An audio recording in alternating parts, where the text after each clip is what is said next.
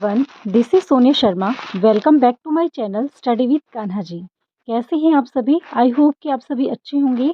आप लोगों की प्रिपरेशन भी अच्छी चल रही होगी। देखिए, केवीएस के फॉर्म आपने आई थिंक भर ही दिए होंगे। जिन्होंने नहीं फिल किए हैं भाई, वो जल्दी से अपने फिल कर लीजिएगा, क्योंकि लास्ट टाइम पे क्या होता है कि साइट बिजी हो जाती है।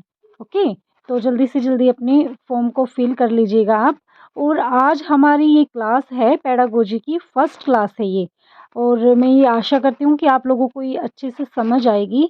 देखिए, मैं आपको स्पेशल यहाँ पेडागोजी की क्लासेस कराऊंगी। तो भाई, जो चैनल पर नए हैं वो फटाफट से चैनल को सब्सक्राइब कर लें, ताकि आपको मेरी वीडियो की नोटिफिकेशन टाइमली मिल सके। क्योंकि मैं आपको जो है डेली एक वीडियो प्रोवाइड करूँगी, और डेली नहीं हो सकती तो 2 दिन में एक वीडियो तो मैं आपको दूँगी। आपका पूरा कंप्लीट मैं पेडागोजी का सिलेबस आपको कराऊँगी यहाँ पर केवीएस को लेकर, ठीक है? तो केवीएस का सिलेबस जिन्होंने देखना वो नेट से सर्च कर ले भाई अपना, ठीक है? और उसी के अकॉर्डिंग आपको वीडियो मिलेगी। तो आज का जो ये लेसन मैं आपके लिए लेकर आई हूँ, ये ग्रोथ एंड डेवलपमेंट है, ठीक है? वृद्धि और विकास। तो ये फर्स्ट लेसन ही है आपका, फर्स्ट टॉपिक या लेसन नहीं बोल सकते, फर्स्ट टॉपिक है आपका, आपकी यूनिट फर्स्ट में। तो आज अपना हम वृद्धि और विकास पढ़ेंगे। स्टार्ट करते हैं आज का अपना टॉपिक, वृद्धि। सबसे पहले देखिए, ग्रोथ क्या होती है। ग्रोथ और डेवलपमेंट में ना भाई डिफरेंस होता है। आप क्या करते हैं, कई बार इसको एक ही मीनिंग इसका लेकर चलते हैं, ऐसा नहीं है। देखिए, ग्रोथ क्या होती है और डेवलपमेंट क्या होता है। तो ग्रोथ, वृद्धि क्या होती है कि जब हमारे शरीर की जो संरचना होती है, यानी कि जो हमारा शरीर है वो साइज में बढ़ना शुरू कर देता है ना, तो उसको हम क्या बोलते हैं, वृद्धि। तो वृद्धि क्या होती है, हमारी बाह्य रूप से होती है। मीन्स जो वृद्धि होती है ना, वो हम डायरेक्ट देख सकते हैं, बाहरी रूप से इसको हम देख सकते हैं। जैसे कि जब हमारी हाइट बढ़ती है, हमारा वेट बढ़ता है, ठीक है, हमारे हाथ पैर बढ़ते हैं, तो उसको हम ऑब्जर्व कर सकते हैं, हम देख सकते हैं। तो उसी को क्या बोलते हैं, वृद्धि बोलते हैं। तो क्या होता है कि वृद्धि ना एक समय तक ही चलती है, एक समय तक चलती है, और उसमें जब मैच्योरिटी आ जाती है, परिपक्वता आ जाती है, तो वो क्या हो जाती है, रुक जाती है। मीन्स ये है कि ये निरंतर नहीं होती है, ये एक लिमिट टाइम तक होती है। फिर हर्बर्ट सोरेसन बोलते हैं कि इसके अनुसार जो शरीर का बड़ा और भारी होना ही क्या है, कि वृद्धि है। ओके, फ्रेंक बोलते हैं कि शरीर और व्यवहार के किसी भी पहलू में जो चेंज होते हैं उनको हम क्या बोलते हैं, अभिवृद्धि। ठीक है, अभिवृद्धि और वृद्धि एक ही बात है। ओके, अब हम बात करते हैं विकास की। वृद्धि तो आपको पता लगे, सिंपल वे में आपको मैं बताना चाहूंगी कि जो वृद्धि होती है ना भाई, उसको हम ऑब्जर्व कर सकते हैं। ओके, मतलब हम देख सकते हैं कि क्या चेंजमेंट हमारे साइज में जब बढ़ना शुरू हो जाता है, तो उसको हम वृद्धि बोलते हैं। फिर विकास क्या है, विकास हमारा ऑल ओवर होता है। जैसे मानसिक है हमारा, सामाजिक है, संवेगात्मक है, बौद्धिक है, तो उनमें जब मैच्योरिटी आ जाती है ना, ठीक है, तो उसको बोलते हैं विकास। हमारा जो विकास होता है वो जीवन भर चलता है। ऐसा नहीं है कि विकास रुक जाता है, बिल्कुल भी नहीं होता है ऐसा। ये हमारा जन्म से लेकर और हमारी मृत्यु तक जीवन भर चलता रहता है। परंतु जो विकास की गति होती है ना, स्पीड, वो कभी तेज हो जाती है, कभी ऐसा तो हो जाता है, लेकिन ऐसा नहीं कि बिल्कुल ही रुक गया। तो स्किनर बोलते हैं कि विकास एक क्रमिक और मंद गति से चलने वाली प्रक्रिया है। फिर हर लोग बोलते हैं कि विकास की जो प्रक्रिया है ना, वो बालक की गर्भावस्था, मीन्स जब बच्चा गर्भ में होता है, तो उससे लेकर वो जीवन पर्यंत तक एक क्रम में चलती रहती है। और अरस्तु जी बोलते हैं कि विकास जो है वो हमारा आंतरिक और बाह्य कारणों से व्यक्ति में होने वाला चेंजमेंट है। मतलब जो विकास होता है ना, वो अंदरूनी तौर से भी होता है और बाह्य तौर से भी होता है। उसको हम दोनों वैसे चेंजमेंट बोल सकते हैं। ओके, फिर इनमें कुछ डिफरेंसेस आपको यहाँ पे शो किए गए हैं। वो क्या है, जो वृद्धि होती है भाई, उसका स्वरूप क्या होता है, उसका स्वरूप होता है बाह्य, मतलब हम बाहरी रूप से ऑब्जर्व उसको कर सकते हैं। विकास क्या है, आंतरिक और बाह्य दोनों रूप से होता है। ठीक है, अब वृद्धि क्या होती है कि कुछ टाइम के बाद वृद्धि रुक जाती है। ओके, और विकास जो है वो निरंतर चलने वाली प्रक्रिया, वो जीवन भर चलता है। मतलब गर्भ में जब बच्चा आ जाता है, तो उससे लेकर और विकास क्या होता है कि लास्ट टाइम तक, जब तक आपकी मृत्यु नहीं होती है, आप मर नहीं जाते हैं, तब तक वो चलता रहता है। ठीक है, फिर वृद्धि क्रम के अनुसार नहीं चलती, मतलब कभी हमारी लंबाई बढ़ती है तो कभी हमारा भार बढ़ता है, लेकिन जो विकास है वो एक निश्चित क्रम में होता है। कि फॉर एग्जाम्पल कि हमें अपना जितना विकास करना होता है उतना हो जाता है। मानसिक विकास है चाहे सामाजिक विकास है, हम जितना चाहेंगे उतना ही वो होगा। ठीक है, हमारे ऊपर डिपेंड है। अब वृद्धि जो होती है वो दिशाहीन होती है, लेकिन विकास की जो दिशा होती है वो एक निश्चित होती है। आई थिंक आपको समझ आ रहा है भाई। जिसको भी कोई प्रॉब्लम हो ना, वो आप कमेंट सेक्शन में मुझसे पूछ सकते हैं। फिर है वृद्धि और विकास का क्या है कि वृद्धि का हम मेज़रमेंट कर सकते हैं। फॉर एग्ज़ाम्पल हम भार है, लंबाई है, उसको हम माप सकते हैं। लेकिन विकास का ना हम सीधे से मापन नहीं कर सकते हैं। हम जैसे सामाजिक विकास है, नैतिक विकास है, उसका मापन नहीं कर सकते। लेकिन जो मानसिक विकास होता है ना, उसको हम माप सकते हैं। ठीक है? फिर है वृद्धि केवल परिमाणात्मक होती है, यानी कि क्वांटिटिव होती है, और जो विकास होता है वो क्वांटिटिव भी होता है और क्वालिटेटिव भी होता है। ठीक है? परिणामात्मक और गुणात्मक, ये दोनों वे से चलता है। फिर वृद्धि जो होती है वो जीव कोशिकाओं पर, यानी कि सेल्स पर डिपेंड होती है, क्योंकि हमारे शरीर में बहुत सारी कोशिकाएं होती हैं जो शरीर का निर्माण करती हैं। और विकास क्या होता है कि संगठनात्मक तरीके से होता है, क्योंकि विकास के जितना भी विकास है उसका एक संगठन होता है। अब वृद्धि होने से क्या होता है कि विकास भी हो जाता है और नहीं भी। जैसे कि कोई आदमी मोटा है, ठीक है, मोटा होता जा रहा है, तो उसकी वृद्धि तो हो रही है, लेकिन ये ज़रूरी नहीं है कि मोटा होने से उसका क्रियात्मक विकास भी बढ़े, ऐसा नहीं होता है। तो जो विकास है वो वृद्धि के बिना संभव नहीं है, क्योंकि कुछ व्यक्तियों का जो आकार होता है, ऊँचाई होती है, भार नहीं बढ़ता है, लेकिन उनका जो नैतिक विकास है, सामाजिक विकास है, बौद्धिक विकास है, वो ज़रूर होता है। आपने देखा होगा ना, कई जो है अंगविहीन भी होते हैं, लेकिन उनका जो नैतिक विकास होता है वो बहुत अच्छा होता है, ठीक है? उनका सामाजिक विकास बहुत अच्छा होता है, उनकी बुद्धि बहुत अच्छी होती है। तो ऐसा ज़रूरी नहीं है कि भई वृद्धि होने से विकास भी हो सकता है और नहीं भी हो सकता, लेकिन जो विकास होता है वो वृद्धि के बिना पॉसिबल है, ठीक है? ज़रूरी नहीं है कि उसमें वृद्धि हो बच्चे में, लेकिन उसका विकास ज़रूर हो सकता है। अब है विकास के स्टेजेज़। इन्होंने देखिए विकास की स्टेजेज़ बताई हैं। ये 6 यहाँ पर आपको दी गई हैं। प्रीनेटल स्टेज मतलब कि प्रसव पूर्ण अवस्था, जो कि आपकी गर्भाधान से जन्म तक होती है। जब तक बच्चा जन्म नहीं लेता है ना, गर्भ में आने से जन्म तक की जो अवस्था होती है उसको बोलते हैं प्रसव पूर्व अवस्था। फिर है इन्फेंसी स्टेज मतलब शैशव अवस्था। शैशव अवस्था का पीरियड क्या होता है, कई बार एग्जामिनर पूछ लेता है आपसे, डायरेक्ट भी पूछ लेता है कि भाई इन्फेंसी की जो स्टेज होती है वो कौन सी ईयर में होती है। तो ये 0 से 2 ईयर की होती है। फिर है थर्ड स्टेज आपकी जो बहुत इंपॉर्टेंट है, बाल्यावस्था। यहाँ से बहुत क्वेश्चंस आते हैं। ये है आपकी 3 से 11 ईयर। ओके भाई, ये स्क्रीनशॉट भी आप ले सकते हैं, क्योंकि आप नोट्स बनाएंगे तो उसको आपको हेल्प मिलेगी इनसे। ठीक है, फिर पूर्व बाल्यावस्था प्री चाइल्डहुड क्या है कि 3 to 6 ईयर।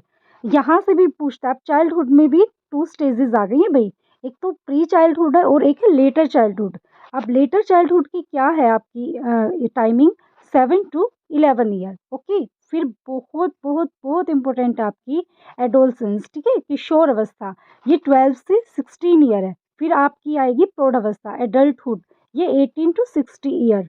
फिर आपकी जो लास्ट स्टेज है वो है आपकी ओल्ड एज, यानी कि वृद्धावस्था, वो आपके 60 से ऊपर की चलेगी। तो ये स्टेजेस है डेवलपमेंट की, इनमें अलग अलग तरीके से आपका डेवलपमेंट होता है। अच्छा, सबसे पहले बात करते हैं हम प्रसव पूर्व की अवस्था। अभी अभी मैंने आपको बताया कि जो प्रीनेटल स्टेज होती है वो कौन सी होती है, वो जो है माता की गर्भाधान से, मीन्स जब माता गर्भ धारण करती है तो जन्म लेने तक बच्चे की ये होती है, और ये अवस्था विकास की पहली अवस्था मानी जाती है।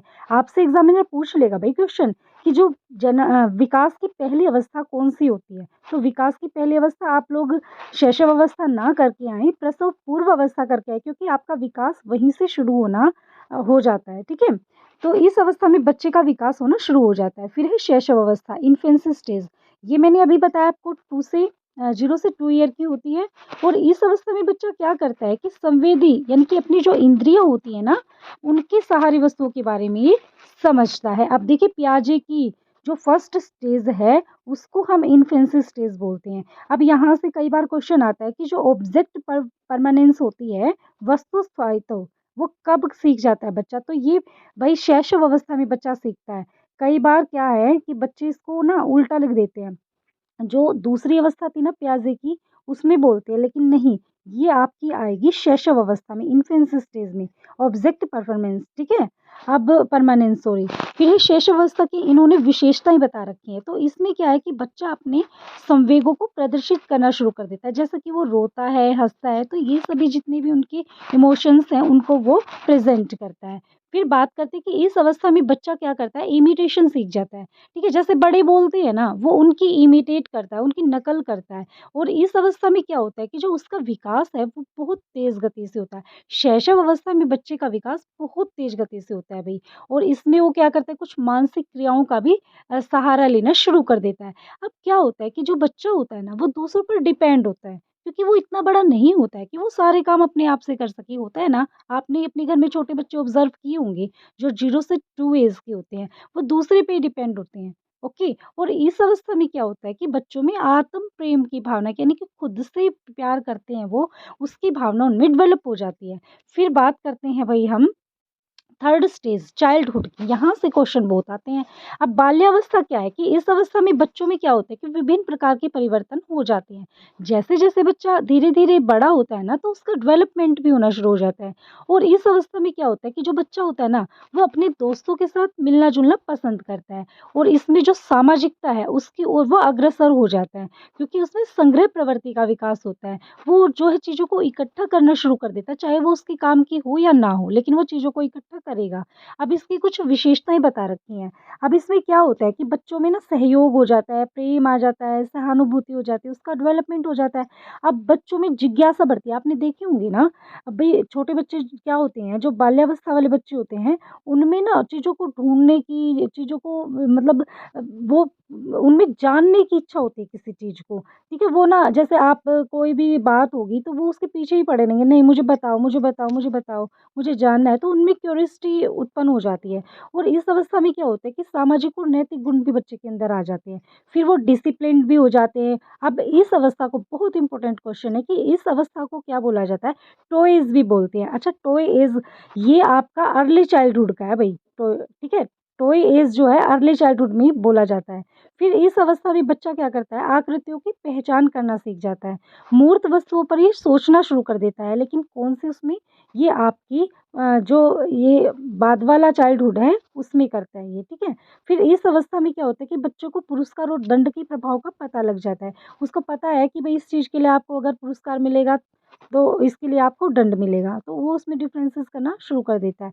फिर इसमें बच्चा दूसरों का निरीक्षण करता है, ठीक है? और इसमें क्या होता है कि माँ-बाप के साये से परे बालकों की वो संगत पसंद करता है। अब यहाँ अब वही बात है भई, स्कूल जाना स्टार्ट कर देगा, तो वो अपने माँ-बाप से हट के वो बच्चों की संगति में जाएगा ना, तो वो उसको पसंद करेगा। अब इसमें बहुत इम्पोर्टेंट आता है एक क्वेश्चन कि इस अवस्था में ओडिपस और इलेक्ट्रा भावना ग्रंथि का विकास हो जाता है और ये जो इलेक्ट्रा और ओडिपस जो ग्रंथियाँ हैं, ये किन्होंने दिया था इसका संप्रत्यय? ये दिया था फ्राइड ने, ठीक है? मनोविश्लेषणात्मक का जो सिद्धांत दिया था, वो फ्राइड महोदय ने दिया था और ये ओडिपस और इलेक्ट्रा ये क्या थी भई? जो ओडिपस है ना, ओडिपस जो ग्रंथि है, उसमें जो लड़का होता है, वो अपनी माँ की तरफ अट्रैक्ट होता है और इलेक्ट्रा में क्या होता है कि जो लड़की होती है, वो अपने पापा की तरफ जो है अट्रैक्ट होती है। तो इस ये होती है आपकी ओडिपस और इलेक्ट्रा, पूछ लिया जाता है कई बार। देखिए आगे बताया भी हुआ है, यहाँ आप स्क्रीनशॉट लेकर इसको और डीपली पढ़ सकते हैं।